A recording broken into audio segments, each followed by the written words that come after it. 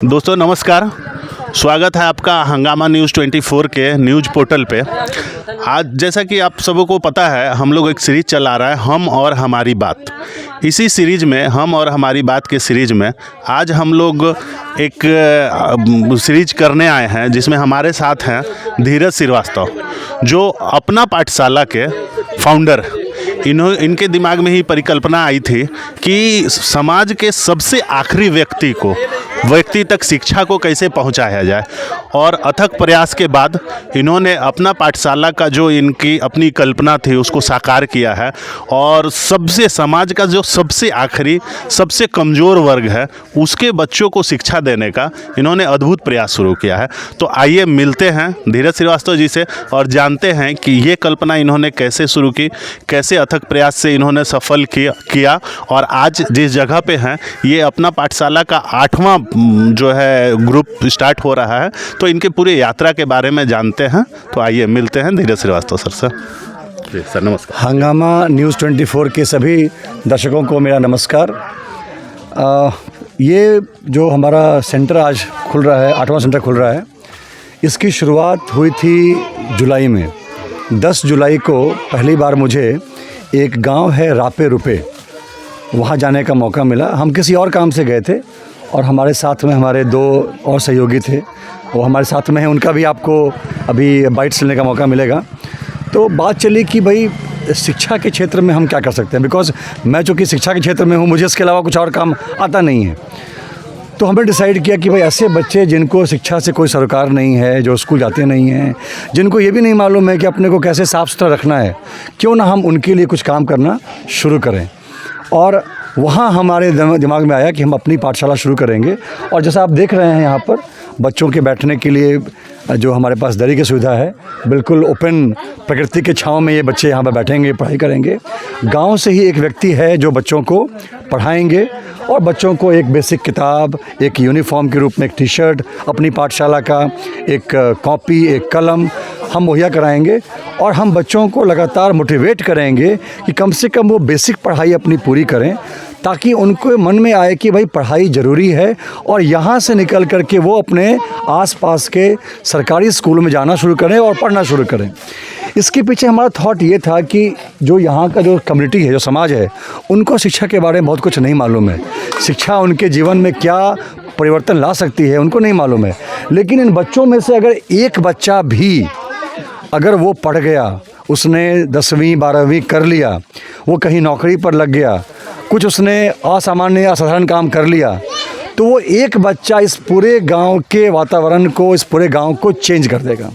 हमारा प्रयास यही रहेगा कि हम सबको पढ़ाएं, सबको शिक्षा से हम जोड़ें, और एक हमें बच्चा वो मिले, एक हीरा वो मिले जो इस पूरे गांव को चेंज कर दे। और अभी हमारे पास एक लंबी फहरिस्त है, लोग हमें अब फ़ोन कर रहे हैं गांव से कि आप हमारे यहाँ भी आइए और हमारे यहाँ भी आप सेंटर चलाइए। अब हम ढूंढ रहे हैं कि हमें ऐसे स्पॉन्सर मिलें जो कि हमें इस सेंटर को चलाने में सहयोग करें।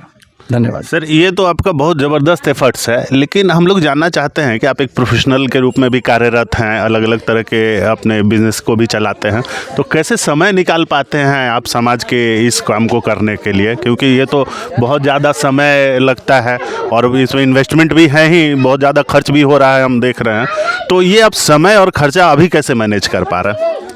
तो समय का तो कैसा है कि जो हमारी प्लानिंग जो होती है वो प्लानिंग हमारे फ़ोन पे हो जाती है। जो हमारे ग्राउंड लेवल के जो हमारी टीम के जो मेंबर्स हैं वो यहाँ पर आते हैं, वो जगह को देखते हैं। यहाँ से हम वीडियो कॉलिंग के थ्रू, पिक्चर्स के थ्रू हम कंफर्म करते हैं कि हाँ भाई ये जगह हमारी पाठशाला के लिए सूटेबल है।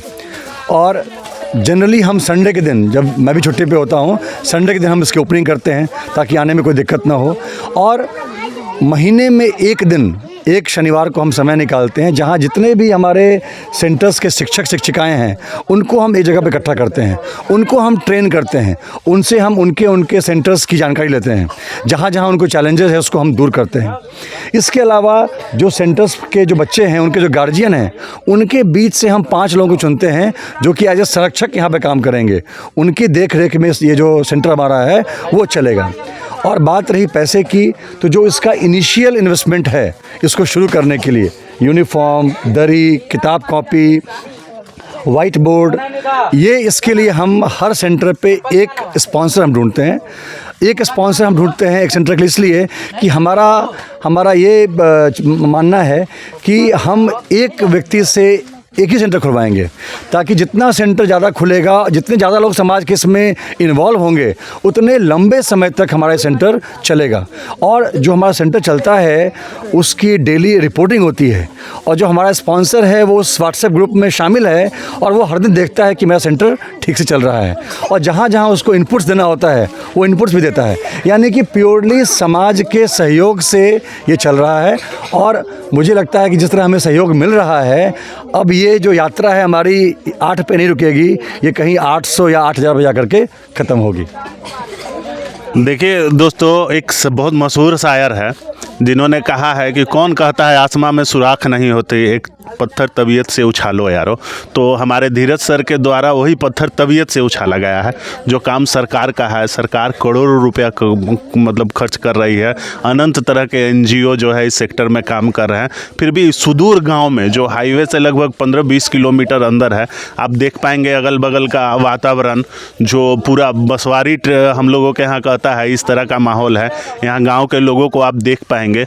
इस सुदूर जगह में आके इस तरह के परिकल्पना को साकार करना जो धीरज सर ऐसे जिंदा दिल आदमी से ही संभव है। तो हंगामा न्यूज़ 24 की तरफ से, अक्षरवाणी अखबार की तरफ से, फ्लक्सस एजुकेशन की तरफ से, हम लोग सारे तरफ से धीरज सर को बहुत बहुत शुभकामनाएं। बस आप इसी तरह काम करते रहिए और समाज के अंतिम व्यक्ति तक जो सही में इनका योगदान शिक्षा के क्षेत्र में पहुंच रहा है वो मतलब बहुत ही तारीफ़ काबिल है। धन्यवाद दोस्तों। जैसा कि आप जानते हैं, हम लोग अपनी पाठशाला में अभी जस्ट आप धीरज श्रीवास्तव सर को सुन रहे थे कि कैसे उन्होंने जो है इस काम को पूरा कर रहे हैं, लेकिन आप जानते हैं बिना एक टीम का कोई काम पूरा नहीं होता है। अब हम आपको मिलवाने जा रहे हैं अपनी पाठशाला के दूसरे आदमी से। तो कहना क्या है कि ज़िंदगी में आदमी को एक बार सेना की नौकरी ज़रूर करनी चाहिए, क्योंकि एक सैनिक ज़िंदगी भर देशभक्त होता है। जब तक वो जीवित रहता है तब तक देशभक्त रहता है। तो आज हमारे साथ हैं नौसेना के पूर्व कर्मचारी जो अब रिटायर हो गए हैं, और रिटायर होने के बाद भी इन्होंने देश सेवा का काम छोड़ा नहीं है। तो हम देशवासियों का रोम रोम कृतज्ञ है ऐसे सेना नायक से, जो अपनी पूरी जवानी तो देश की सेवा में लगाए ही लगाए, खतरों से खेलते हुए, और अब ये समाज के सेवा में अपने जीवन को लगा रहे हैं। तो आइए मिलते हैं हम लोग कुमार मदन से, जो पूर्व नौ सैनिक हैं, भारतीय मुजफ्फरपुर जिला सैनिक एसोसिएशन के उपाध्यक्ष भी हैं, अध्यक्ष हैं, और अभी जो है ये अपनी पाठशाला में जो बेसिक काम है, गाँवों को आइडेंटिफाई करना, लोगों को आइडेंटिफाई करना और आइडेंटिफाई करके रियल टर्म में वहाँ तक मदद पहुँचाना, उसका काम जो है यही कर रहे हैं। तो आइए सुनते हैं कुमार मदन जी से कि कैसे इस काम को आगे कर रहे हैं, क्या कठिनाइयाँ आ रही हैं और कैसे करके जो है इनकी यात्रा आगे बढ़ते जा रही है। तो सर सबसे पहले आपके चैनल को बहुत बहुत धन्यवाद, जो यहाँ तक इस तरह की बस्ती तक पहुँचता है आपका चैनल, इसके लिए। हम फौजी हैं और हमारा काम ही है देश की सेवा करना, जो हमने पूर्व में भी किया है और उसके बाद भी अभी हम कंटिन्यू हैं। एक्चुअल हम जब से रिटायर हुए, 2010 में हम रिटायर हुए थे, और 2011-12 से हम मुजफ्फरपुर में एक्टिव होकर के काम करना शुरू किए हैं, और तब से हम तरह तरह के काम करते रहते हैं। कई तरह के काम लोगों के बीच हमने किया है। आपको बताऊं तो 300 अभी हमारे 300 इस तरह की बस्ती में 300 ऐसे बुजुर्ग हैं जो चल नहीं सकते, आँख से दिख नहीं रहा था उनको। उनके बच्चे दूर रहते हैं, कहीं प्रदेश में कमाते हैं, उनको कोई वहाँ हॉस्पिटल तक ले जाने वाला नहीं, उनको मोतियाबिंद है। 300 लोगों को आइडेंटिफाई करके और हम हॉस्पिटल से कांटेक्ट करके हॉस्पिटल तक पहुंचा करके उनका ऑपरेशन करा करके और उनके घर तक छोड़वाए हैं मुफ्त में। क्या बात। ये काम चलता रहता है इस तरह का, और उसमें सबसे बड़ा ये जो भी हम काम करते हैं उसमें सबसे बड़ा सहयोगी हमारे सुरेश माझी जी हैं। ये सुरेश माझी जी हैं जो हम लोग दोनों मिल करके इस चीज़ आपका को क्लिप कंप्लीट कर लेते हैं, फिर उन पे आएंगे। तो अभी आप अपना ही बात करें जी। इसको वाइट कर देते हैं। हाँ। अब बहुत सारे काम हम करते रहते हैं। बहुत तरह के स्वास्थ्य के क्षेत्र में जो लोग बड़े बड़े डॉक्टर के, हमारे जितने शहर के डॉक्टर हैं, सब लोगों की टीम हम लोग से जुड़ी हुई है। जब भी ज़रूरत होता है उन लोगों का कैंप जगह जगह जा कर के लगा करके उन लोगों को मेडिकल चेकअप, प्राथमिक चिकित्सा जांच जो है हम करवाते रहते हैं। इसी बीच में अभी पिछले 3 महीने पहले लगातार हम लोग सोचते रहते थे क्या कर सकते हैं। तो एक कि जब कमज़ोर से कमज़ोर लोगों को अगर आपको समाज के मुख्य धारा में लाना है तो उसमें सबसे ज़रूरी चीज़ होता है शिक्षा। अगर उस बच्चे को शिक्षा के द्वारा ही हम उसको मुख्य धारा में जोड़ सकते, पैसे से नहीं जुड़ सकता। कोई भी ऐसा चीज़ नहीं है जो उसको उस तरह से मुख्य धारा से जोड़े। तो इस पर हम लोग सोचते रहते थे और इसी संदर्भ में हम मिलते हमारे धीरज श्रीवास्तव सर मिल गए और उनके साथ हम मिल करके जो है हमने बताया, अपनी इच्छा जाहिर की और उस हमारी इच्छा में उनका जो जवाब आया या उनका जो सहयोग आया वो 4 चांद लगा दिया। और आज हम लोग इस तरह की बस्ती में जा करके चयन करके इस तरह की बस्ती में वहाँ पर उसी समाज से इसको चलवाना है। हमको नहीं चलाना है, उसी समाज से चलवाना है और हम लोग उसको मदद करेंगे। बेसिक खर्च होता है, बेसिक खर्च लगभग 10,000 का होता है एक सेटअप करने के लिए। उस खर्च के लिए सर ने भी बहुत सहयोग किया, हम लोगों ने भी बात कर के। समाज में ऐसे लोग हैं बैठे हुए जो चाहते हैं अच्छा हो, लेकिन धरातल पर काम करने वाला लोग चाहिए, उस जज्बे से काम करने वाला लोग चाहिए। तो वो हम लोग करते हैं धरातल पर। और जो ऊपर वाले हैं, अभी तो इस स्कूल को स्पॉन्सर करने के लिए लोगों की लाइन लगी हुई है, जैसा कि अभी सर बता रहे थे। तो हम लोग वहाँ से वो सेटअप का काम वो लोग स्पॉन्सर लोग करते हैं। उसके बाद इसी में 50 बच्चों की टीम होती है। 50 बच्चे को हम सेलेक्ट करते हैं। उनको जो भी है उनका किट है एक, जो सभी को टी शर्ट देना है, सभी का एक पढ़ाई का किट है, वाइट बोर्ड है, दरी है, ये सारे चीज़ व्यवस्था करके। और तब जब हम शुरू करते हैं तो इस 50 बच्चों से ही हम 50-50 रुपया का हम लोग का है, जो वो लोग एक दिन में 50 रुपया खर्च कर देते हैं और ये पूरे महीने में उस बच्चे से हम 50 रुपया लेते हैं। तो वो लोग बिल्कुल खुशी से, मतलब हमको इसमें कोई कठिनाई नहीं आ रही है, खुशी से आगे बढ़ करके वो 50 रुपया जमा कर देते हैं और उस 50 रुपया से वो 2,500 रुपया बन जाता है 50 बच्चे का। उसी से वहीं के हम उसी समाज से हम दो जो बुद्धिजीवी लोग हैं उनको हम आगे लेते हैं, जो उनकी जिम्मेवारी लेते हैं और उनसे हम इसको चलवाते हैं। इस 50 रुपये से उनका काम चल जाता है।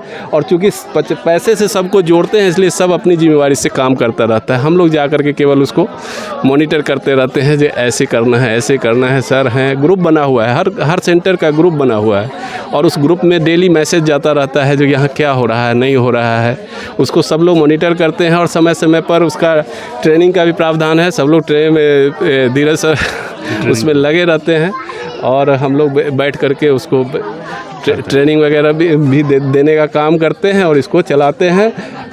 आज बड़ी खुशी हो रही है, 8वां सेंटर आज शुरू हो रहा है और 8वां सेंटर आप देखिए जिस सेंटर को कौन उद्घाटन कर रहा है। आज हम गौरवान्वित हैं जो हमारे जो दिवंगत wing commander Arvind sir, wing commander Arvind sir की पत्नी ने उन्होंने वहाँ से जो मुंबई में रहती है, यहाँ है नहीं पहुँची हैं, लेकिन उनका हम दिल से धन्यवाद करते हैं जो वहाँ से देख करके उन्होंने उनकी इच्छा जगी, नहीं हमारा एक सेंटर वहाँ पर चलना चाहिए। और ये हम फौजी के लिए प्राउड की बात है और उस सेंटर को आज हम उद्घाटन कर रहे हैं। इसलिए आज हमारे लिए एक ज़्यादा खुशी का दिन है और आगे भी हम लोग इस चीज़ को चलाते रहेंगे सर के सहयोग से। यहाँ पे कोई भी जब भी हमारा ये जो संस्था चल रहा है इसका कोई ऐसा नहीं है किसी से जुड़ाव है, किसी भी राजनीतिक जुड़ाव है। हम लोग बिल्कुल मतलब सब खुद से कर रहे हैं, सब खुद से किया जा रहा है। देख रहे हैं दोस्तों, हम लोग पूरा हंगामा न्यूज़ और अक्षरवाणी अखबार के पूरी टीम के तरफ से विंग कमांडर अरविंद जी को बहुत बहुत श्रद्धांजलि और स्पेशली उनकी पत्नी को जो अब मतलब अभी इस परिस्थिति में भी इन बच्चों को सहयोग करने के लिए तैयार हैं, उनका बहुत बहुत धन्यवाद। तो आपने देखा कि कैसे एक सैनिक, एक जवान के जो है सिर्फ दूरदर्शिता ने इस समाज में इतना बड़ा पहल लाया है कि अभी ये 8वां सेंटर है। तो आप समझ लीजिए कि 8 सेंटर मिला के अगर एक बच्चा भी जीवन में कुछ अच्छा करे तो सर का जो है वो सपना पूरा हो जाएगा। तो अभी हम लोग सुन रहे थे कुमार मदन जी को, ठीक है। अब हम लोग मिलने जा रहे हैं, ठीक। आप लोग सब ने एकलव्य की कहानी सुनी होगी। तो कहानी ये है कि अगर गुरु द्रोण ने एकलव्य से उसका अंगूठा नहीं मांगा होता तो वो अर्जुन से भी बड़ा धनुर्धर होता। लेकिन वक्त की बात थी, नियति की बात थी कि एकलव्य ने अपना अंगूठा दे दिया। लेकिन इस काल में हम आपको मिला रहे हैं ऐसे एकलव्य से जो एकलव्य के तरह ही जो है एक एक चीज़ को पहचान के करके अपनी स्वर का जो है परिचय दे रहा है। तो हमारे धीरज श्रीवास्तव सर और कुमार मदन सर के जो आँख हैं वो हैं सुरेश मांझी जी। तो ये हैं हमारे सुरेश मांझी जी। तो आइए जानते हैं कि सुरेश मांझी जी कैसे, मतलब एक तो हम्बल लाइफ जीते हुए भी आमदनी का सीमित ही समय है और ज़रूरत तो हर किसी की है इस महंगाई के ज़माने में, इतना होते हुए भी कैसे ये इस तरह के सामाजिक प्रेरक काम के लिए आगे आए हैं, अपना समय निकाल के इस काम को करते हैं। तो आइए हम लोग मिलते हैं सुरेश मांझी जी से और अपनी पाठशाला में इनकी यात्रा के बारे में और जानते हैं। तो सुरेश मांझी जी बताइए कि कैसे इस यात्रा में आप जुड़े और कैसे आगे बढ़ रहे हैं। सबसे पहले तो हम आपकी टीम को धन्यवाद करेंगे। और सर जब लगभग 2 वर्ष हुआ सर, 2 साल से हमारा संपर्क जो है मदन सर से हुआ और 2 साल सर के साथ जब हमने बहुत सारे जगह जाना आना शुरू किए, उस क्रम में सर का विचार और मेरा विचार सेम मिला। तो उस विचार को सर मानते हुए और देखते हुए सर के साथ हर काम में सर हम जुड़ते रहे, चलते रहे। एक दिन ऐसा हुआ कि एक गांव है रापे रुपे से, उस गांव में सर के द्वारा जो है हमारे धीरज सर वहाँ जो है मिले और धीरज सर मिले। उसके बाद जो है संगनी एक कार्यक्रम चल रहा था, उसमें सर ने अपना विचार को रखे, बात को रखे। वो भी हम लोग को बहुत माने जो है लुभावन, बहुत जो है प्रसन्न हुए हम लोग। तो एक बार सर इससे पहले 2-4 महीना सर 5 महीना पहले हम सर ये हमेशा टेंशन सोचते रहते थे कि क्या ऐसा हो सकता है जो बिल्कुल जो शिक्षा के बिल्कुल दूरी पर लोग हैं उसको कैसे हम लोग नज़दीक ला सके, उसे शिक्षा के मुख्य धारा में कैसे जोड़ सके। तो हमेशा सोचते एक दिन ऐसा अटेंडम सर का फ़ोन आया कि सुरेश जी जब हम लोग को मुजफ्फरपुर चलना है और धीरज सर के साथ कुछ बातचीत करना है। तो हम तुरंत स्नान करके और सर के पास पहुँचे। फिर वहाँ से सर के साथ वहाँ निकले धीरज सर के पास। तो वहाँ पर जब ये चीज़ मिला हम लोग को तो बहुत मैंने जो है तसल्ली हुआ कि जो हम लोग सोच रहे थे, जो हम लोग को सपना था, शायद ऐसे लोग हम लोग को मिले जो हम इस पहल पर काम कर सकेंगे और आगे को जो है दिशा सही गड़बड़ लोग जो लोग हैं जो बिल्कुल अनपढ़ है और सांप ना समझ है, ऐसे लोग को हम सही राह पर ले के आगे बढ़ने की काम कर सकते हैं। यही हम लोग बहुत बहुत धन्यवाद। तो आज के समाज के सही परिप्रेक्ष्य में अगर देखा जाए तो अपने समाज के एकलव्य ही जो धीरज सर और मदन सर के लिए आँख के बराबर काम करते हैं, जो जगह को आइडेंटिफाई करने में उनकी मदद करते हैं और वहाँ कार्यक्रम को शुरू करवाते हैं।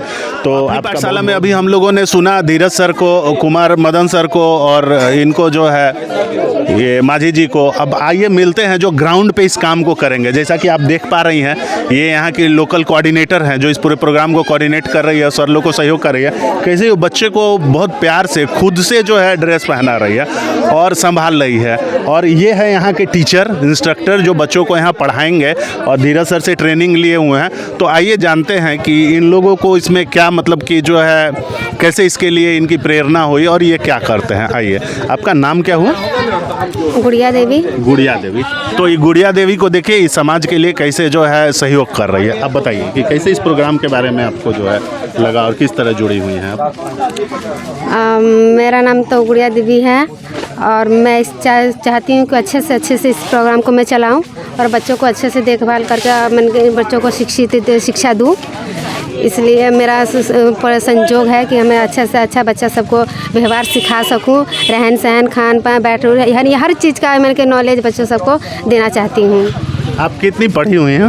मैं मैट्रिक में थी, मतलब कि मैट्रिक कर चुकी हूँ जैसे। देखिए खुद मैट्रिक पास हैं, लेकिन समाज के ऊपर इनका कंट्रीब्यूशन कितना अधिक है। अब हम मिलते हैं यहाँ के सर से, जानते हैं इनके बारे में। सर आपका नाम क्या है? विवेक कुमार। अब विवेक जी से जानते हैं कि कैसे ये जो है यहाँ के सेंटर को चलाएंगे, बताइए। हमको अच्छा लगा कि यहाँ पर गरीब बच्चों के लिए ये संस्था सही लग रहा है कि ताकि बच्चों इधर उधर ना बुआए। अच्छा लग रहा है कि यहाँ पर हम अच्छे से करेंगे इसको ताकि बच्चे यहाँ का सुधर जाए।